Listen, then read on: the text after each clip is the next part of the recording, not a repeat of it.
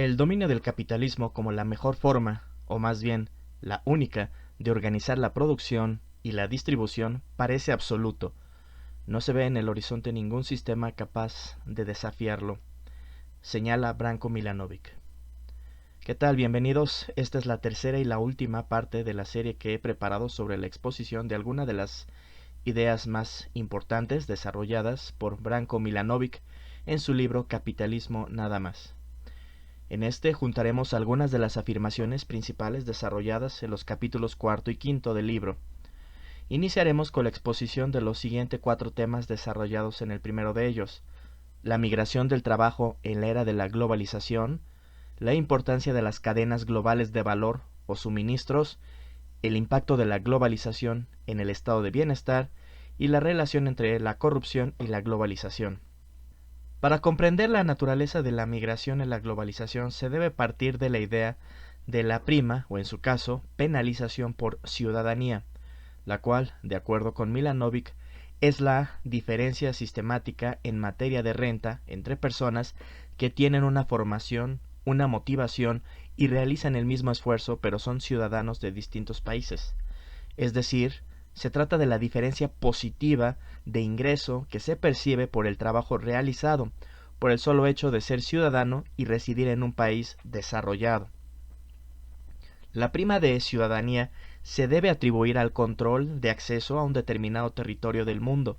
Su funcionamiento, de acuerdo con lo dicho, se parece más a la renta de monopolio, como aquella propia de los gremios. En este sentido, se apoya en la noción de ciudadanía, que es la que está asociada a esta restricción de acceso a un territorio. Sin embargo, a diferencia de lo que comúnmente se asume, la figura de ciudadanía no debe darse por sentada y por lo tanto atribuirle inmutabilidad.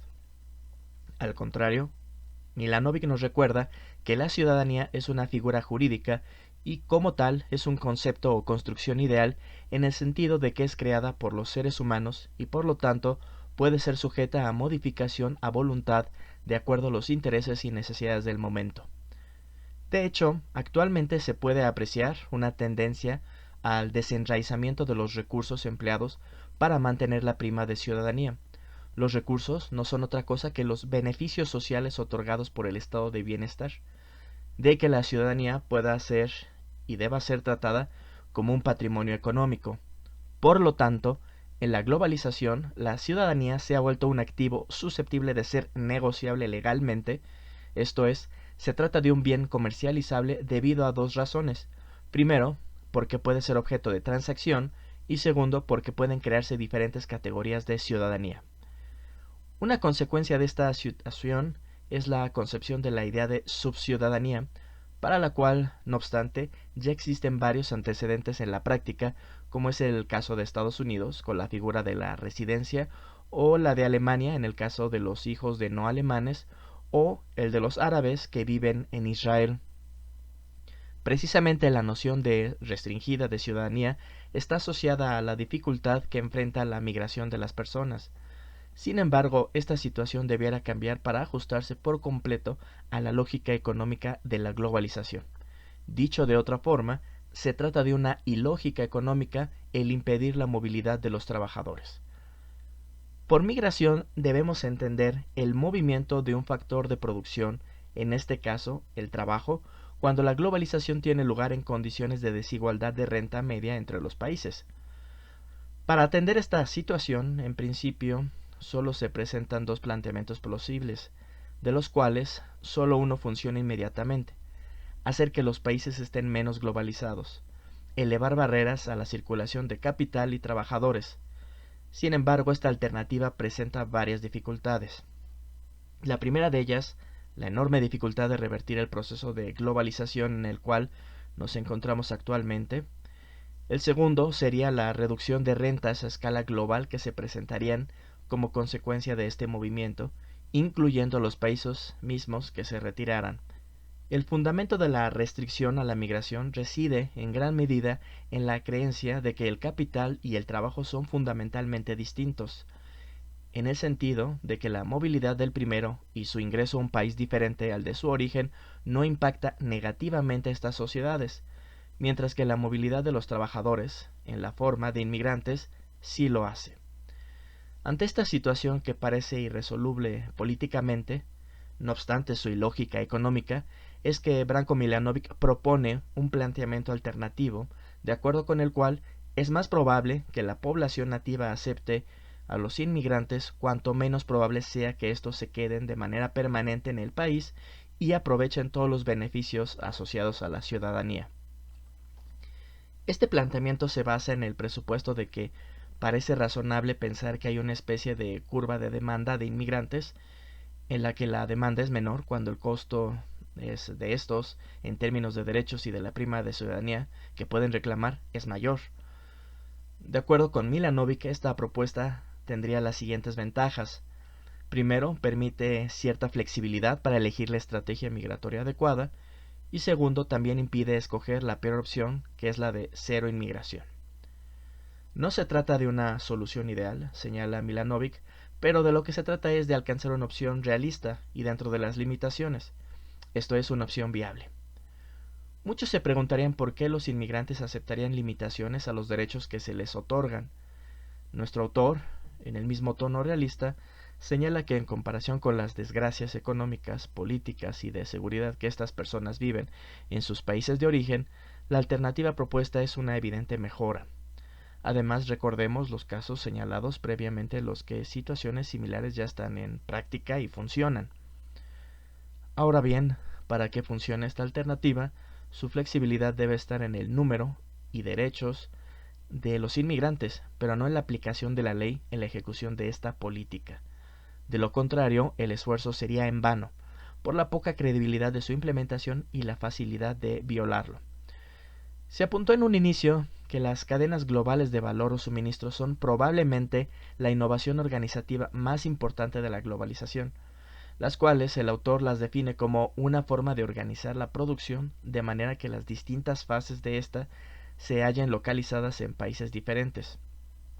Esta innovación organizativa es posible gracias a, primero, la capacidad tecnológica de controlar los procesos de producción desde distintos emplazamientos, alejados entre sí, y dos, la protección de los derechos de propiedad fuera del territorio de su origen. En este punto, el análisis de Milanovic se apoya en gran medida en la obra La Gran Convergencia del profesor Richard Baldwin, quien identifica dos grandes procesos de desvinculación, los cuales pueden asociarse con la primera y segunda globalizaciones. En este sentido, la primera globalización se habría desarrollado entre 1870 y 1914 y fue caracterizada por la falta de garantías de los derechos de propiedad en el plano internacional, por lo que el sistema desarrolló como solución el imperialismo y colonialismo. Por su parte, en la segunda y actual globalización, sí hay respeto por los derechos de propiedad. Además, esta se halla montada en una estructura institucional defendida por instituciones como el Fondo Monetario Internacional y el Banco Mundial. Esto último se debe a que cuanto más deslocalizada está la producción, territorialmente hablando, la calidad de las instituciones, la infraestructura y la política de los países receptores del capital se vuelven mucho más fundamentales. La fuerza que activa estos procesos reside en la reducción de los costos de transporte de mercancías, información y personas. Cabe señalar que esta situación ha permitido a países como China, Corea del Sur, India, Indonesia, Tailandia y Polonia, por mencionar a los que el autor directamente alude, acceder al desarrollo a través de su inclusión en la globalización, mientras que en el pasado se afirmaba que la participación de los países en desarrollo en la División Internacional del Trabajo perjudicaba su desarrollo. Actualmente, afirma Baldwin y Milanovic, esta visión no puede sostenerse más. El éxito de los países en desarrollo ahora reside en pasar a formar parte de las cadenas globales de valor organizadas por el centro y el norte global. La segunda desagregación o globalización ha permitido saltarse las fases antes consideradas necesarias para lograr el desarrollo. Cabe señalar que aunque en términos generales la globalización genera mayor desarrollo y crecimiento, no todos ganan por igual, si es que lo hacen. El crecimiento, producto de las cadenas globales de suministros, ha sido posible en aquellos mercados más sofisticados y más dependientes de la alta tecnología. De ahí que solo los trabajadores con una cualificación especializada, por ejemplo, sean quienes se benefician de que empresas inviertan en países en desarrollo y que aquellos de los desarrollados sean perjudicados. en gran parte porque pierden cada vez más la prima de ciudadanía mencionada anteriormente. De hecho, se ha presentado un cambio de actitud entre el centro y la periferia en lo tocante a la movilidad de los factores de producción en esta etapa de la globalización, de tal forma que, en vez de que los países pobres tengan que incentivar a las empresas extranjeras a cederles la tecnología, ahora el propietario de esta está dispuesto a ceder a la sede deslocalizada toda la tecnología que sea posible, lo anterior con la finalidad de garantizar la productividad. Más aún, apunta Milanovic, ahora la nación en la que está radicada la empresa madre es la que intenta evitar que ésta traslade su mejor tecnología a los países en desarrollo. Esta situación ha terminado por generar una suerte de coalición táctica de naturaleza contraintuitiva entre los ricos de los países ricos y los pobres de los países pobres. El tercer tema que articula la exposición de Milanovic es la interacción entre la globalización y el estado de bienestar. En concreto, los derechos asociados al estado de bienestar constituyen los elementos de la prima de ciudadanía, esto es, un conjunto mucho más grande de oportunidades económicas como salarios más altos y trabajos más interesantes, el derecho a acceder a las valiosas prestaciones sociales y ciertos derechos no económicos. Según Milanovic, tanto el Estado-nación, el estado de bienestar y la ciudadanía se hallan inextricablemente vinculados. La globalización actual se caracteriza por un conflicto entre el estado de bienestar, el acceso en el cual se basa la ciudadanía y la libre circulación de los trabajadores. De hecho, enfatiza el autor, la existencia misma del estado de bienestar no es compatible a largo plazo con la globalización plena, es decir, con la libre circulación de los trabajadores a lo largo del mundo. No está de más señalar que la finalidad de la limitación se impone precisamente para preservar la renta y las prestaciones sociales a las que uno tiene derecho por ser ciudadano de un país. En este sentido, una gran prima de ciudadanía y las políticas antiinmigratorias son dos caras de la misma moneda. Un hecho interesante que ha tomado lugar paralelamente al desarrollo de la globalización es el cambio de plataforma o discurso político de los partidos de izquierda, los cuales siempre habían tenido una postura más internacionalista, en gran medida derivada del socialismo de inspiración marxista. Sin embargo, ante la situación actual en la cual la apertura de fronteras que permite la movilidad del capital y el trabajo ha obligado a replantear el discurso. Por lo demás, los partidos de izquierda mantienen un internacionalismo residual en sus propuestas de concesión de derechos plenos a todos quienes hayan alcanzado a cruzar la frontera. El cuarto elemento que Milanovic identifica como central de la globalización es la corrupción, al cual no profundizaré en esta ocasión. Baste decir que, para el autor, en gran medida la globalización fomenta la corrupción, tanto por la apertura de fronteras que hace posible el flujo de recursos hacia paraísos fiscales difíciles de monitorear, así como por el fundamento que tiene en los valores asociados al éxito que descansan en el lucro y la riqueza. Para finalizar, me centraré en lo que Milanovic identifica en el futuro del capitalismo, que es básicamente el capítulo quinto, y para ello uno de los problemas fundamentales está asociado al mencionado previamente con la cultura del capitalismo hipercomercializado propio de la globalización. Si bien es cierto que el capitalismo tiene un lado luminoso, Milanovic nos recuerda que también posee un lado tenebroso. El lado luminoso se refuerza con la mercantilización de la vida cotidiana de la gente. En este sentido, por ejemplo, las sociedades puramente comerciales se basan en jerarquías cuyo fundamento no reposa sobre criterios o motivaciones extraeconómicas. De ahí que el dinero sea el gran igualador social. Por lo tanto, cuando la jerarquía está determinada únicamente por la riqueza, naturalmente induce a las personas a centrar su interés en la adquisición de riqueza. Afortunadamente, señala Milanovic, en sus orígenes, a la par del desarrollo del capitalismo, se preservaron normas de conducta, por ejemplo, como la religión o un contrato social fuerte, gracias a los cuales los impulsos más fuertes de la tendencia a la búsqueda y acumulación de dinero fueron atemperados. En la medida en que se desarrolló el capitalismo hipercomercializado de forma paralela, se ha externalizado la moral. Ya no son mandatos del fuero interno del individuo los que rigen y limitan sus impulsos, sino normas externas a las cuales solo hace lo mínimo para apegarse. El capitalismo hipercomercializado ha traído como consecuencia que todo el que permanezca en este sistema, que quiera luchar y sobrevivir exitosamente, deberá emplear los mismos medios e instrumentos que los demás, por lo que el sistema ha llegado a un punto al que se autorrefuerza. El desarrollo actual del capitalismo puede comprenderse a partir de dos conceptos interrelacionados, la atomización y la mercantilización. Por atomización refiere al hecho de que las familias han perdido buena parte de sus ventajas económicas por cuanto una mayor cantidad de bienes y servicios que solían producirse en casa, esto es, fuera del ámbito del mercado, y por consecuencia no sujetas a la lógica del intercambio pecuniario, ahora pueden adquirirse o alquilarse en el mercado.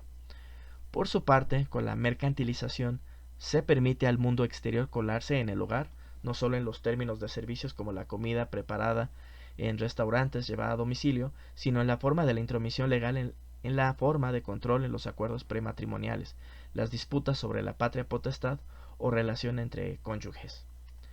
Milanovic identifica claramente que la mercantilización va de la mano con la atomización. La atomización es posible en la medida en que podemos satisfacer nuestras necesidades personales en el mercado sin el apoyo de la familia, pero en un estado de mercantilización extrema, nosotros, con nuestros bienes, nos convertimos en los satisfactores de las necesidades de los demás. Por otro lado, quizá más desesperanzador, señala que el éxito definitivo del capitalismo consiste en haber transformado la naturaleza humana de tal manera que cada individuo se ha convertido en una calculadora excelente de dolor y de placer, de beneficios y de pérdidas, de acuerdo con la lógica más utilitaria plenamente interiorizada y por lo tanto más propicia a mercantilizar todos los ámbitos de la existencia humana. Se trata de una mercantilización hasta el fondo, es decir, un proceso en el que los individuos participan libremente, aún más lo encuentran liberador y altamente significativo. En suma, la mercantilización de la esfera privada constituye el apogeo del capitalismo hipercomercializado. En este sentido es normal que todo esto nos lleve a la conclusión de que este sistema debería ser reemplazado por uno que no tenga los mismos problemas. Sin embargo, Milanovic apunta, como una de sus afirmaciones centrales del libro, que carecemos de cualquier alternativa viable al capitalismo hipercomercializado. Y en caso de que intentáramos apartarnos de este, tendríamos consecuencias negativas como la disminución de la renta, aumento de la pobreza, así como desaceleración o reversión del progreso tecnológico que hemos experimentado hasta ahora. De acuerdo con el autor, hasta ahora hemos transitado por tres formas del capitalismo: el capitalismo clásico, el capitalismo socialdemócrata y el capitalismo meritocrático liberal, analizado en la parte 1 de esta serie de videos. En cuanto al futuro, pueden presentarse dos escenarios. Uno de ellos, el capitalismo popular, en el cual todos tienen partes aproximadamente iguales de renta, de capital y trabajo. Los ingresos de las personas siguen siendo distintos. Algunos obtienen más renta, tanto del capital como del trabajo. No obstante, el aumento de la parte del capital no se traduce en mayor desigualdad interpersonal. El otro es el capitalismo igualitario, en el cual todos tienen aproximadamente la misma cantidad de renta de capital y del trabajo, de modo que un aumento en la parte del capital no se traduce en mayor desigualdad. Por su parte, en este escenario, la desigualdad interpersonal es baja. La igualdad relativa de rentas garantiza la igualdad de oportunidades y a su vez el papel del Estado se limita a la seguridad social. Cuál sea el camino que se siga depende de la capacidad del actual capitalismo meritocrático liberal de avanzar hacia el capitalismo popular, por ejemplo, en el que la concentración de las rentas del capital y de la propiedad de la riqueza sea menor, la desigualdad de la renta sea más baja y la movilidad intergeneracional de la renta sea mayor, este último factor fundamental en prevenir la formación de una élite duradera. La clave de las políticas públicas que se implementen está en monitorear la reducción de la concentración de la riqueza y de la renta del capital, así como de la movilidad intergeneracional. Para ello, propone 4 grandes acciones. 1. Ventajas fiscales para clases medias que les faciliten el acceso al capital financiero e inmobiliario, así como mayores presiones fiscales a los ricos e impuestos a las herencias. 2. Aumento significativo del financiamiento en la calidad de la educación pública, cuyo objetivo es reducir la transmisión intergeneracional de la riqueza. 3. Ciudadanía ligera, que diluya la diferencia y los beneficios o penalizaciones asociados a la división entre ciudadanos y no ciudadanos. Y 4. Financiamiento estrictamente público de las campañas políticas. Muy bien, espero que haya sido de su interés. Les habla Iván Lascano y nos vemos en una próxima ocasión.